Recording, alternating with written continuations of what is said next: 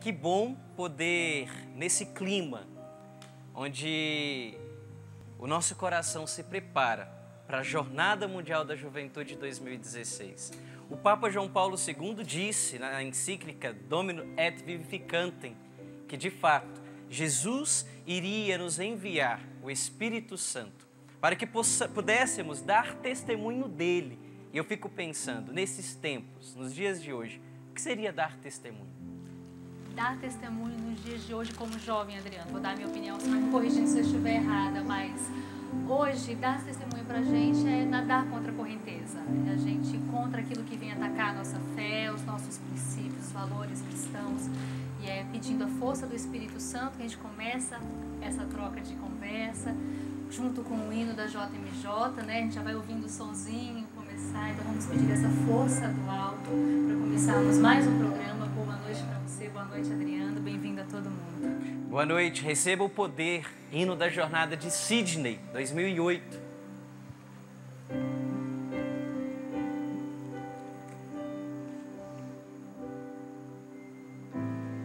De todo mundo chegará e unidos para adorar, a tua presença alegrará e o teu reino vou anunciar. Aleluia,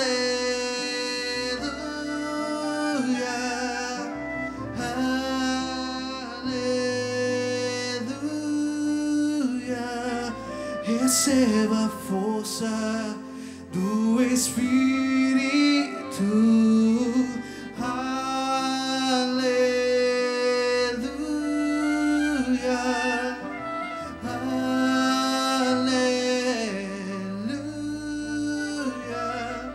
Receba a força do Espírito de amor.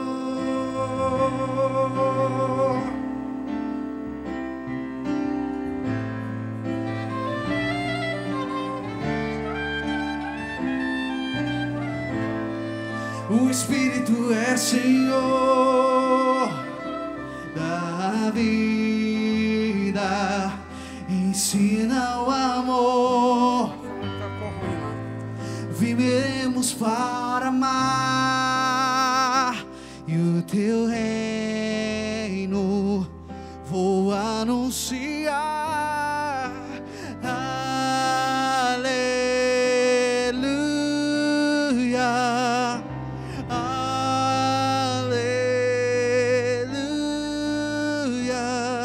Receba a força do Espírito.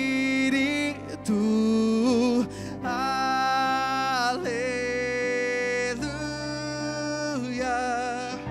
aleluia.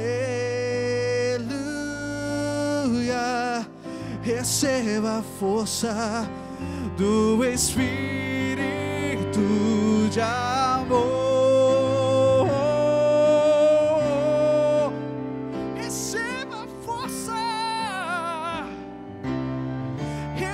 A força do Espírito.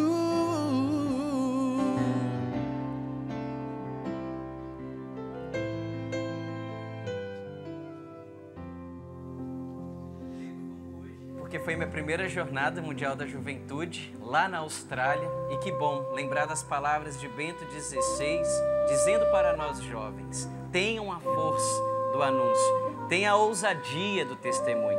E é por isso que nós já queremos convidar os nossos convidados do programa de hoje para nos ajudar a entendermos, né, algumas ideologias que se levantaram, alguns sistemas que se levantaram e que, querendo ou não, a gente pode afirmar pela fé, através de Nossa Senhora, eles ruíram.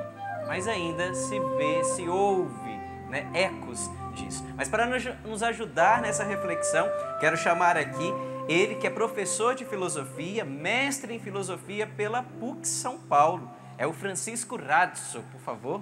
Né? Queria que pudesse aplaudir.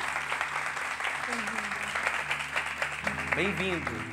ainda para nos auxiliar também nessa reflexão, principalmente olhando para um lado teológico, ele que é mestre em Bíblia, filósofo e teólogo também, né, pela PUC, professor de hebraico, ele que é Cláudio Rufino, por favor.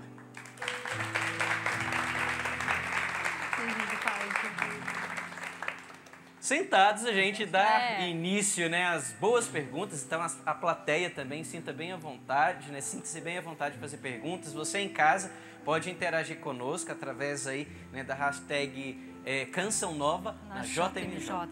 É isso mesmo, bem-vindos à plateia, família Canção Nova, bem-vindo aos nossos convidados. Eu já vou aproveitar, né, como o Adriano foi falando ali, de alguns ecos que a gente ainda escuta, de algumas ideologias que se levantaram. Eu gostaria de começar esse programa perguntando para ambos, né? Tanto para o Cláudio quanto para o Francisco, a respeito da fé e do comunismo. Se são realidades completamente antagônicas ou se elas, em algum momento, elas se conversam, se o cristianismo é totalmente contra, existe uma estranheza a respeito do que é a fé cristã contra o comunismo? Tem algo dessa ideologia que a gente diz, não, isso aqui dá para aproveitar, alguma coisa assim? Quem começa? Vamos lá. Bom, pessoal, muito tem se falado sobre o tema nas redes sociais, na atualidade, de uma maneira que eu entendo radicalizando para os dois lados. E eu acho isso um grande problema. Por quê? Porque os argumentos não são colocados de uma maneira clara, não há uma compreensão dos conceitos fundamentais do assunto, e muitas vezes, alguns que inclusive nem leram, grandes autores que pautam a discussão, até mesmo o próprio Marx. Do ponto de vista teórico, qual é o grande problema que o marxismo traz? E falando do marxismo, a gente tem que pontuar o seguinte: Marx escreveu algo e depois pessoas influenciadas por ele também escreveram. Então, como que numa linha de sucessão do seu pensamento, de atualização e assim por diante. Dentro do pensamento de Karl Marx, no século XIX, nós temos um ponto que é muito complicado, e isso é algo que a igreja não aceita, não tem como aceitar, que é aquilo que nós chamamos com o nome técnico, nós assim, Marx chamava de materialismo histórico dialético. Para a gente ser bem direto, com esse ponto da sua teoria, ele reduz toda a realidade à materialidade. Para ser direto, para valer agora, significa que Deus não existe. O que existe é só matéria, e Deus seria, em certo sentido, uma criação humana. Esse ponto, obviamente, ele não entra em consonância com a fé, que já pressupõe, na sua primeira afirmação, creio em Deus. Né? Depois a gente continua, creio em Deus Pai Todo-Poderoso e assim por diante. Então, eu diria, neste ponto fundamental, o marxismo, pensamento de Marx, não se enquadra com a fé cristã ou a fé em algum Deus.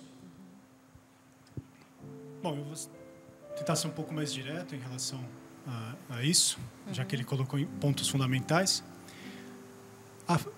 Presumindo que fé, que nós estamos falando, é a fé cristã. Sim. E a fé do credo.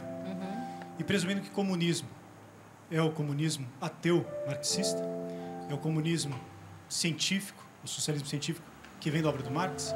Não, são totalmente incompatíveis. Inclusive, há encíclicas papais, estou com uma delas aqui, do Pio XI, que condenam o comunismo. Então, o comunismo é uma doutrina histórica, uma doutrina, uma cosmovisão de mundo condenada pela tradição apostólica, pela tradição cristã. Sobretudo, isso é fundamental dizer, né?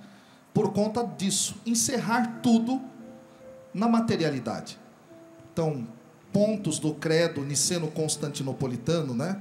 O nosso Deus que criou todas as coisas visíveis e invisíveis, a dimensão do invisível, espiritual, tudo isso é negado.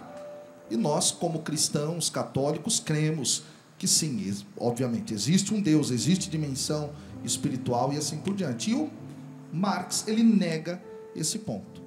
Bacana, você já percebeu aí, né, que são coisas que se divergem, mas a gente vai entender um pouco mais, né, o que seria o comunismo, o que seria o socialismo, o próprio marxismo. Será que é tudo tá numa panela só mesmo ou não? Um é prato de entrada, outro é o principal, outro já vem de sobremesa. A gente vai entender um pouco sobre isso, mas a gente quer saber de você. Você sabe o que seria o comunismo e o socialismo?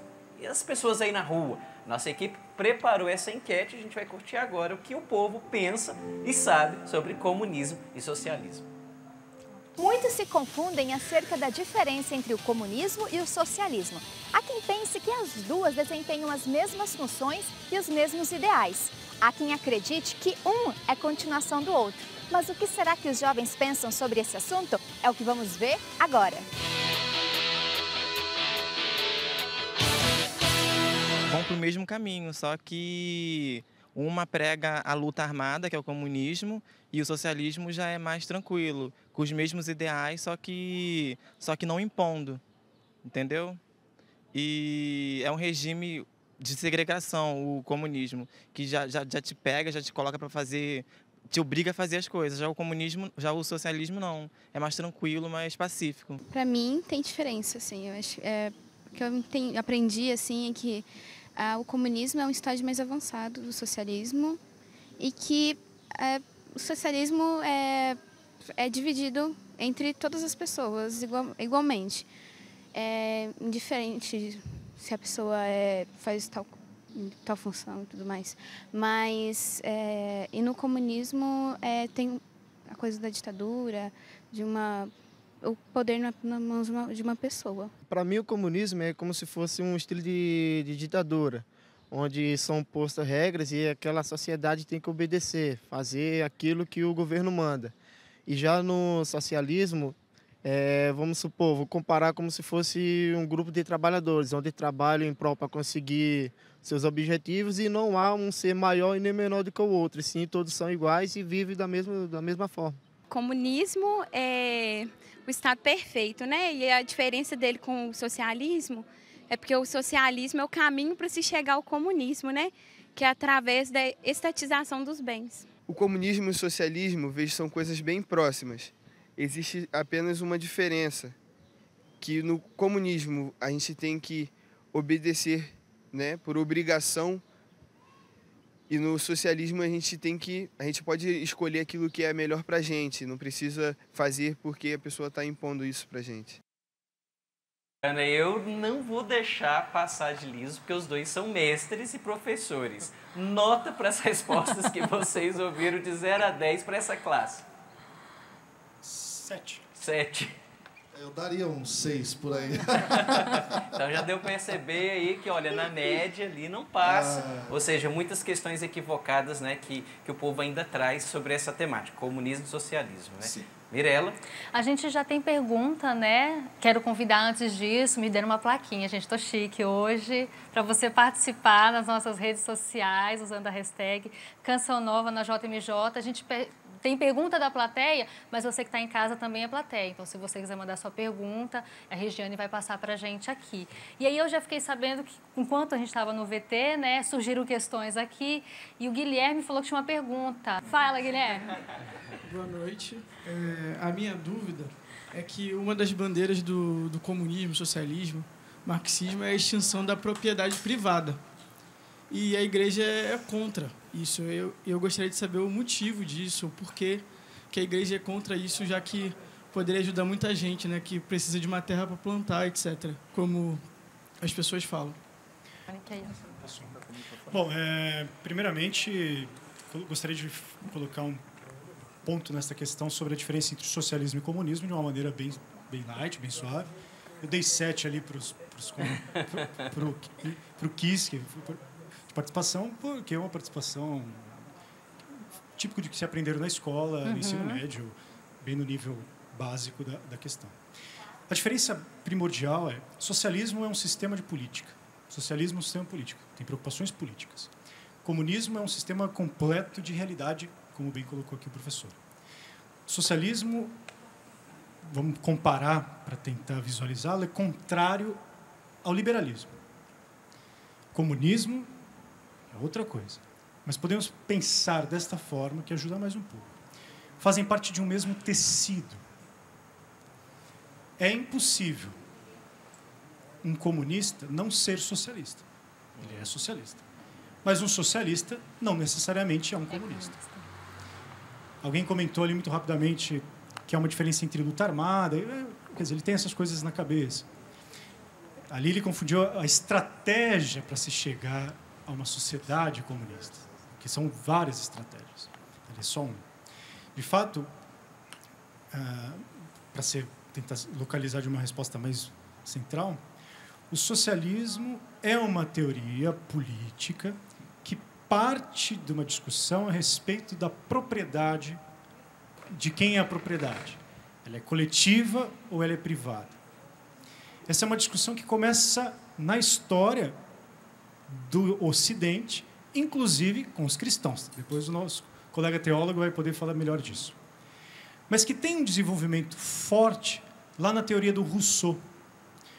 O Rousseau é um filósofo, não é francês, mas que escreveu em francês, tem uma obra bastante forte para o iluminismo francês, chamada o discurso sobre a origem da desigualdade entre os homens, em que o Rousseau vai dizer que a desigualdade social entre os homens começou quando aquele primeiro homem, no estado natural, disse, isto é meu, e tomou para si uma propriedade, e um bando de pessoas cultuaram e acreditaram aquilo.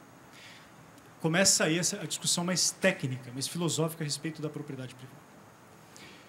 De quem é a propriedade? De quem é a terra? De quem são as coisas?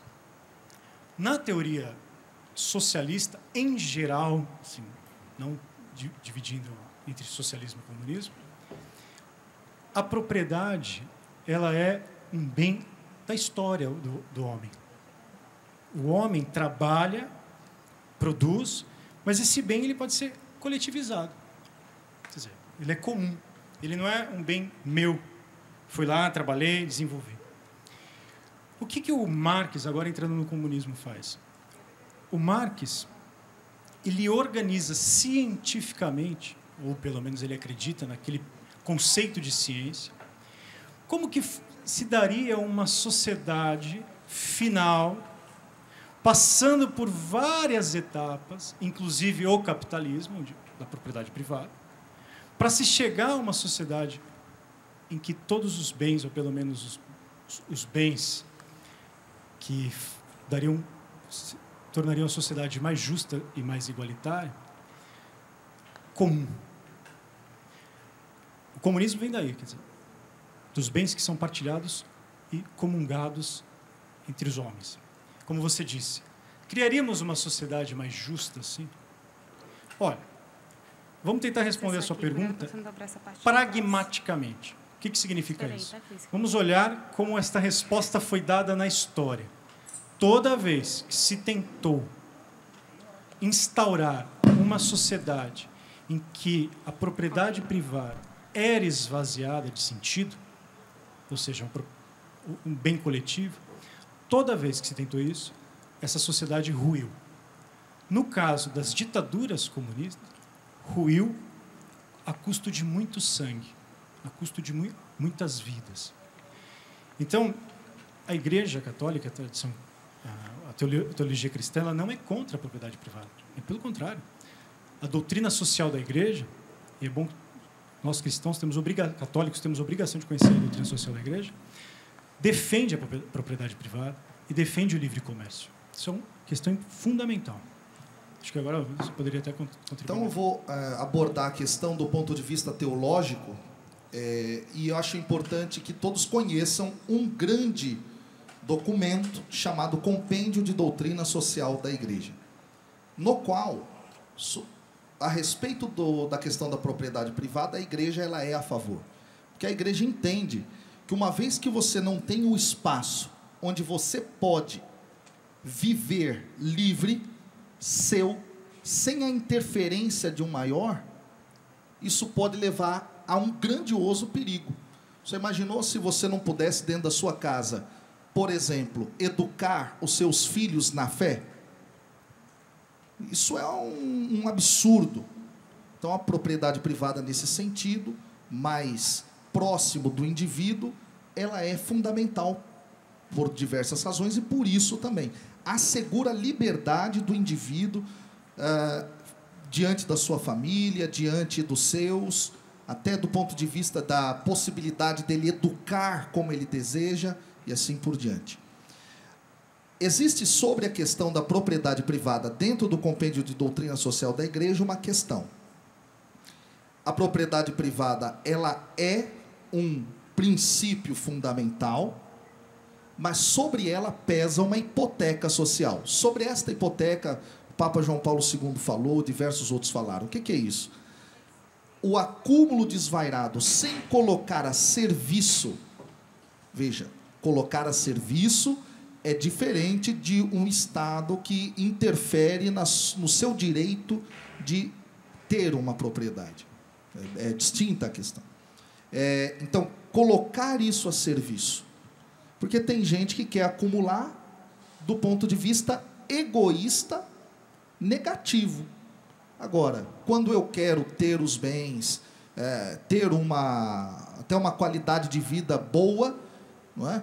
Eu tenho que pensar, como cristão, eu devo olhar para o meu próximo, ajudá-lo, contribuir com ele, né? Como uma obra de misericórdia, inclusive. Então, eu acho importante dizer isso.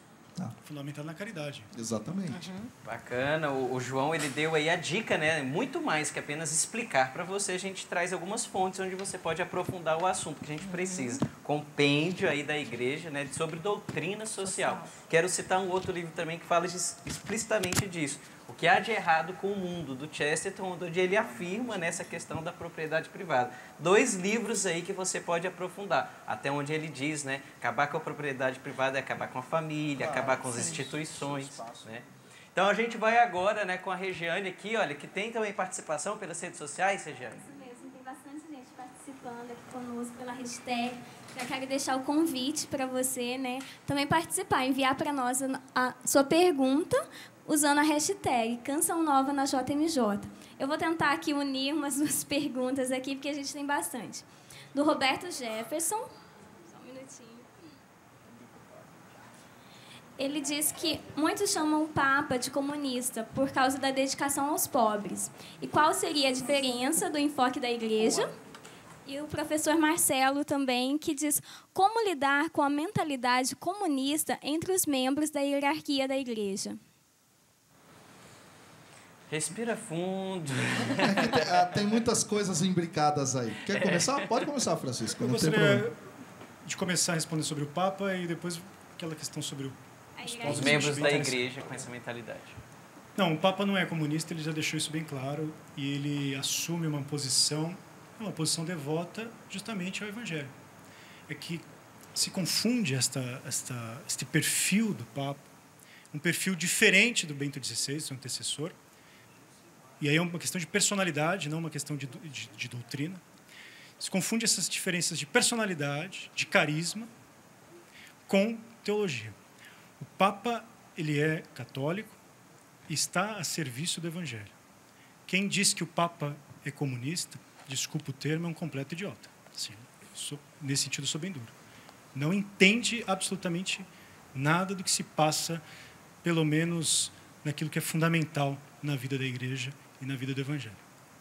Do ponto de vista bíblico-teológico, é fundamental a gente levar em consideração todo o conjunto da revelação de Deus na história.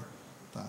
Quando nós olhamos para o Antigo Testamento, há um Deus que olha para situações nas quais o seu povo está sendo de fato oprimido pelo faraó, escravizado. Diz o texto bíblico que Deus ouve e vê o que o povo está vivendo e desce para libertá-lo, conduz esse povo pelo deserto, introduz esse povo numa terra, distribui essa terra ao povo, tá? Onde eles são livres, podem educar um ao outro na fé, fazer a sua produção e assim por diante. Deus, dentro da tradição judaico-cristã, ele intervém na história em vista de melhorar a vida, obviamente, em todas as suas dimensões. Dimensão social, dimensão política, dimensão econômica e assim por diante. Em dado momento da história de Israel, alguns reis surgem e colocam a perder todo esse processo. Quando nós olhamos para a tradição bíblica, a gente percebe que alguns desses reis instrumentalizaram de fato o poder, fizeram, a partir das suas estruturas, escravos e assim por diante. E os profetas, eles surgem ungidos pelo Espírito, exatamente para dizer, olha, não é dessa maneira que o rei deve atuar, matando as pessoas, como a gente vê no caso Elias, frente a Acabe e Jezabel, lá no livro dos reis, e outros como Amós, como Oséias, todos eles falam, não é, dos desmandos desses poderes muito rígidos que intervêm demais na vida da população. E eles, os profetas, eles vão dizer que muitas vezes os pobres foram esquecidos, que os pobres foram deixados de lado, que os pobres foram instrumentalizados. E existem estudos belíssimos dentro do escopo bíblico sobre as categorias dos pobres na Bíblia. As viúvas, os órfãos, os estrangeiros. E dentro da tradição bíblica, Jesus também assume isso. E ele vai dizer, ora, eu vim para anunciar a boa nova aos pobres. É entendido aqui, pobre na condição econômico-social, mas também na questão da humildade, da abertura do coração. E não é raro nós ouvirmos esta expressão, que a igreja opta preferencialmente pelos pobres, porque Jesus faz essa opção. Em que sentido? É dizendo que os que têm alguma posse não prestam, etc. Não é nesse sentido. Mas é no sentido de, embebido de amor, ágape, olhar para aqueles que, de alguma maneira, tá, experimentam a falta de algo para a sua sobrevivência. Então, Jesus anuncia esse reino e pratica isso, e não significa olhar para o pobre que a igreja seja comunista. Porque Jesus fez isso também olhando para os ricos. Deixa eu só complementar uma coisa que ele comenta. Nesse sentido, o pobre ele tem uma concepção teológica e antropológica. Pobre todos somos todos. Sim. Somos todos pobres na miséria. E o que faz o comunismo é esvaziar esse sentido e dar ao pobre unicamente um viés econômico material. Tem mais uma pergunta que eu gostaria de responder. O que a gente deve fazer para combater a mentalidade? Eu já ia falar assim, ficou uma pergunta não respondida, a gente vai deixar para o próximo bloco. Perfeito. Porque a pergunta do Marcelo, se eu não me engano, né, do professor Marcelo, é qual a nossa postura frente, né, a líderes dentro da igreja que assumem uma postura comunista. A gente vai deixar essa pergunta para o próximo bloco, e com certeza você em casa deve estar assim, meu Deus, eu levantei a mão, tem alguém aqui assim. Nessa hora a gente pergunta, né, Mirella, como falar com eles, né? Como? Por isso que a gente convida você a participar nas nossas redes sociais. Vou pegar minha plaquinha de novo, que deu super resultado. A gente já viu, chegaram 3 questões, a Regiane está ali. Pode mandar a sua questão, ela vai tentar fazer um resumo para que todo mundo seja respondido dentro do tempo, se Deus quiser. Vamos para o intervalo. Breve intervalo, daqui a pouco a gente volta.